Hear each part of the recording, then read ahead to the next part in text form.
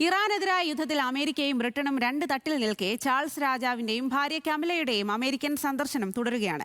2007 Elizabeth രാജ്ഞിയുടെ American സന്ദർശനത്തിന് ശേഷം ഇതാദ്യമായാണ് ബ്രിട്ടീഷ് രാജകുടുംബത്തിന്റെ തലവൻ വൈറ്റ് ഹൌസിലെത്തുന്നത്.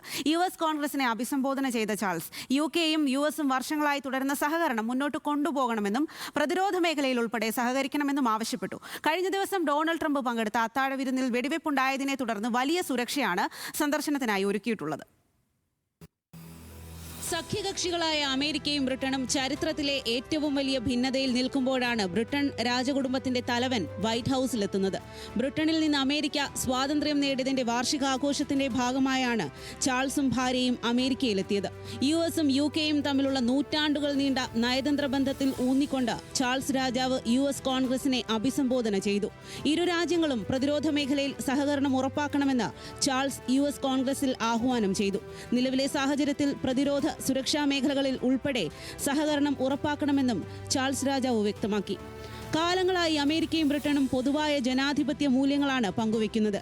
ഈ മാറുന്ന ലോകത്ത് ഭാവിയിലേക്കായി സഹകരണം ഉറപ്പാക്കി വേണം പ്രവർത്തിക്കാനെന്നും ചാൾസ് രാജാവ് പറഞ്ഞുവെക്കുന്നു. വാഷിംഗ്ടണിലെ ഡൊണാൾഡ് ട്രംപ് പങ്കെടുത്ത അത്താഴ വിരുന്നിനിടെ വെടിവെപ്പുണ്ടായതിനെ തുടർന്ന് കനത്ത സുരക്ഷയാണ് ഒരുക്കിയിരിക്കുന്നത്. 4 ദിവസം നീണ്ടു നിൽക്കുന്ന സന്ദർശനത്തിനായി കഴിഞ്ഞ ദിവസമാണ് ചാൾസ് രാജാവും രാജ്ഞി കമലയും അമേരിക്കയിലെത്തിയത്. അമേരിക്കൻ പ്രസിഡന്റ് ഡൊണാൾഡ് ട്രംപും പ്രഥമ വനിതയും ഊഷ്മള സ്വീകരണമാണ് രാജാവിനും രാജ്ഞിക്കും ഒരുക്കിയത്. International desk news Malayalam.